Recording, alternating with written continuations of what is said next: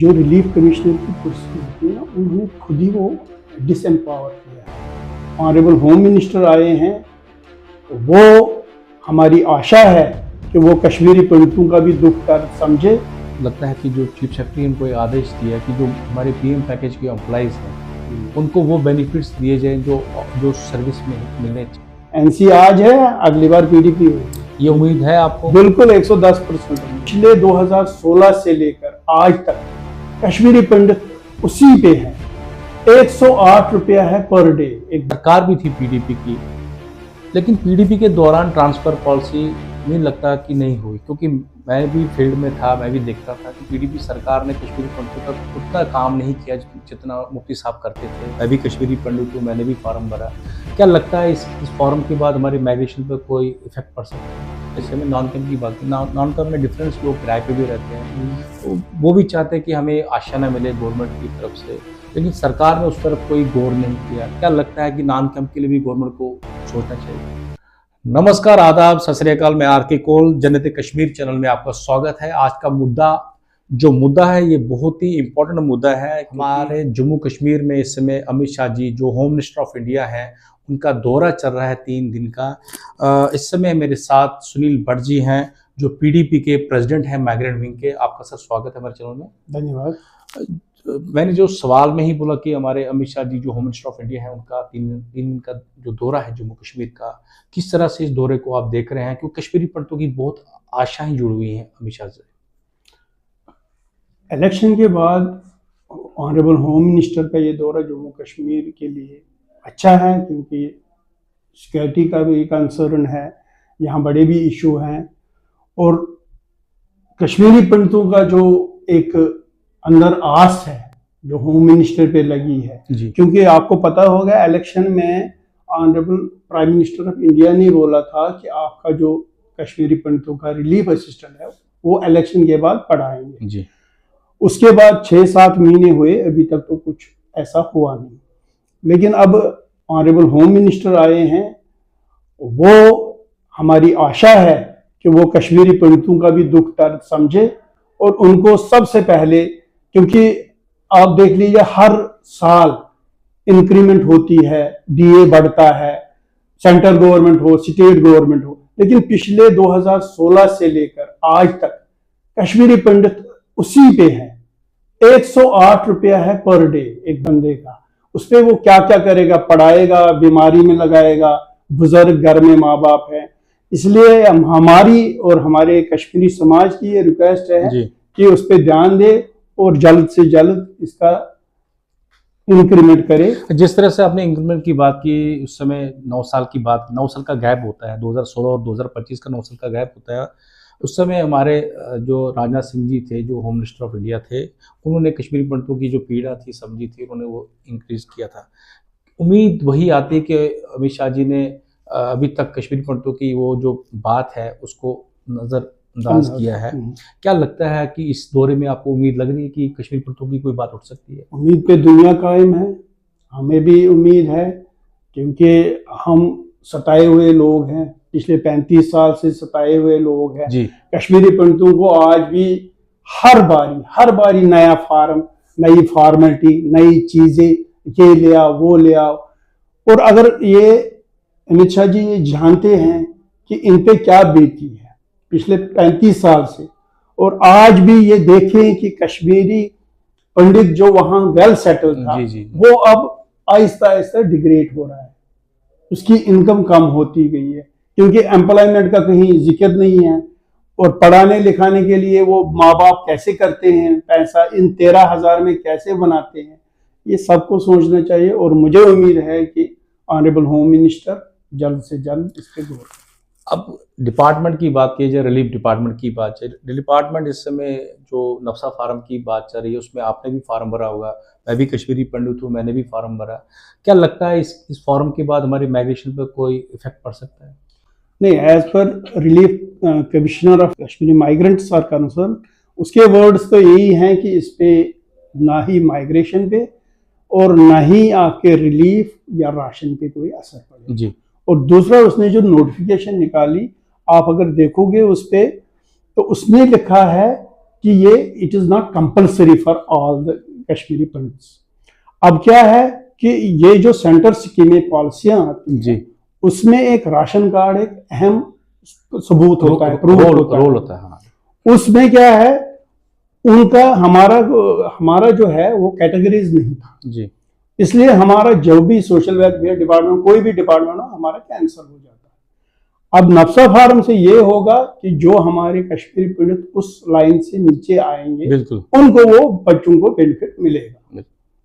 वो window pension हो, handicap pension हो, या वो विद मैरिज के लिए लड़कियों को 75,000 हो, वो उसमें आ सकता है। बाकी ये कंपलसरी नहीं है। लेकिन उसमें भी क्राइटेरिया बनाए गए हैं 75, हाँ, 1.5 लाख करीब, जो आपके आधार कार्ड भी देने, लिंक्स हैं आधार कार्ड। इसमें कोई ऐसा नहीं है, 8 लाख तक तो आपको छूट ही है। जी, आप पहली कैटेगरी में हो या दूसरी कैटेगरी में, इट डजंट मैटर। ओके, हाँ, तीसरी कैटेगरी जो उन्होंने लिखी है तो वो अपर लिमिट में हो जाएगा, तो उसके वो बेनिफिट्स नहीं मिलेंगे, लेकिन पहले दो में बेनिफिट्स मिलेंगे। की बाकी नॉन कम में डिफरेंस, लोग किराए पे भी रहते हैं, तो वो भी चाहते हैं कि हमें आशाना मिले गवर्नमेंट की तरफ से, लेकिन सरकार ने उस तरफ कोई गौर नहीं किया। क्या लगता है कि नॉन कैंप के लिए भी गवर्नमेंट को सोचना चाहिए?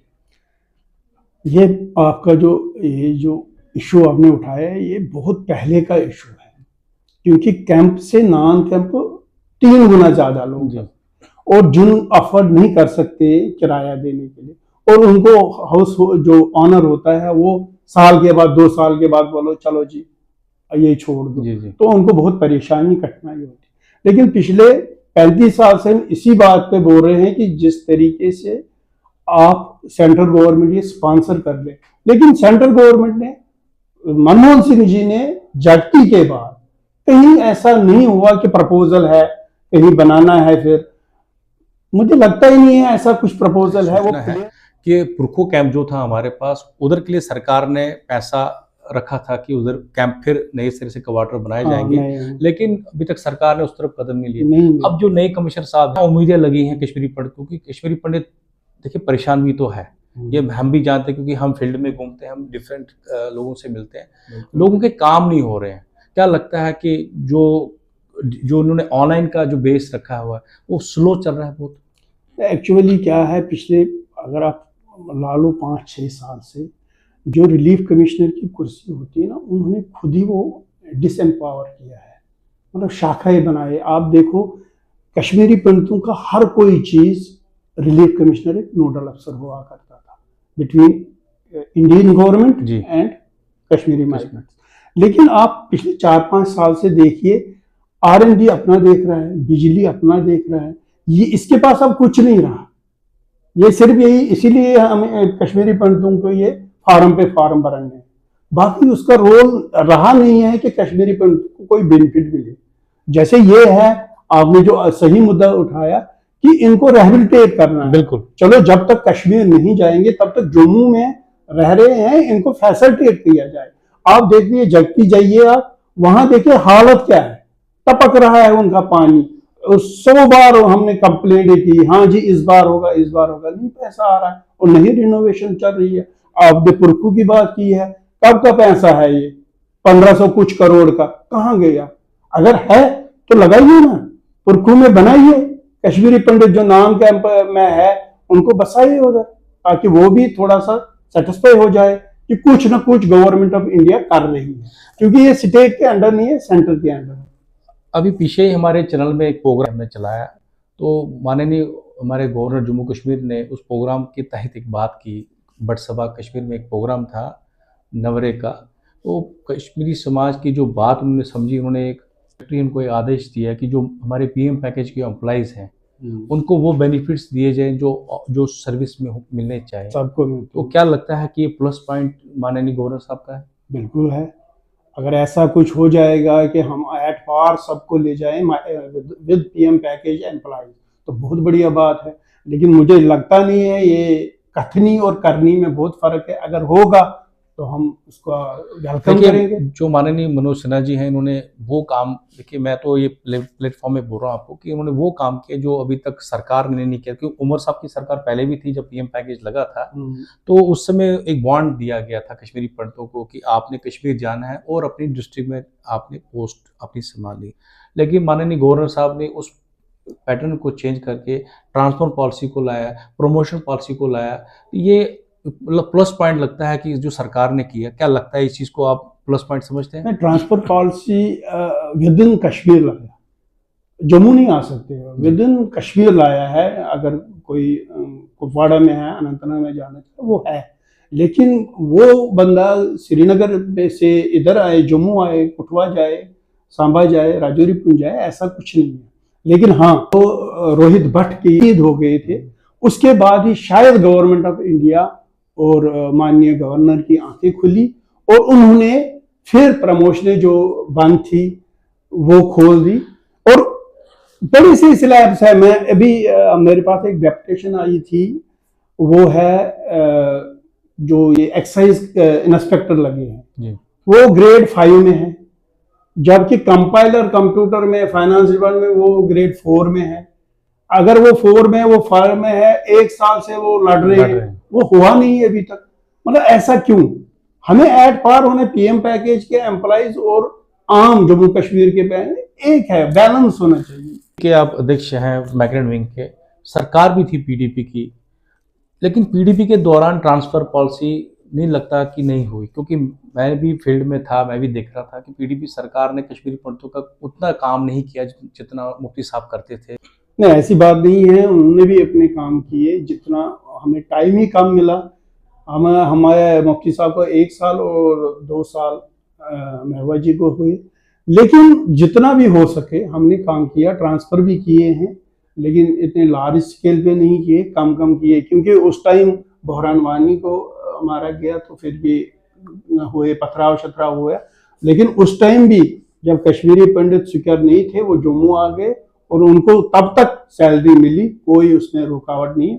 वो हमारी सरकार थी जिन्होंने। क्या लगता है आपको कि पीडीपी अब फिर से ग्रोथ कर सकती है जम्मू कश्मीर में? बिल्कुल बिल्कुल, ऐसी कोई बात ही नहीं है। एनसी आज है, अगली बार पीडीपी होगी, ये उम्मीद है आपको? बिल्कुल 110% उम्मीद। देखिए, आपके एमएलए 3 हैं इस समय टोटल जम्मू कश्मीर में, क्या उम्मीद लगती है कि आपके 28, पहले 28 थे, अब 3 पे पहुंचे आप? अब ये वक्त की बात है, पॉलिटिक्स में ये चलता है, ओपन ये तो चलता रहता है। लेकिन आप देखिए 50 एक साइड है और 3 एमएलए हैं, बारी कौन है ये आप देख लीजिए। चलिए, बहुत बहुत शुक्रिया आपका, क्योंकि सुनील भट्ट साहब ने ये कहा कि उम्मीद है कि जो इलेक्शन होंगे तब हमारी सरकार जम्मू कश्मीर में होगी। ये अब समय ही बताएगा कि सरकार किस। तब तक आप जुड़े रहे हमारे चैनल के साथ। नमस्कार।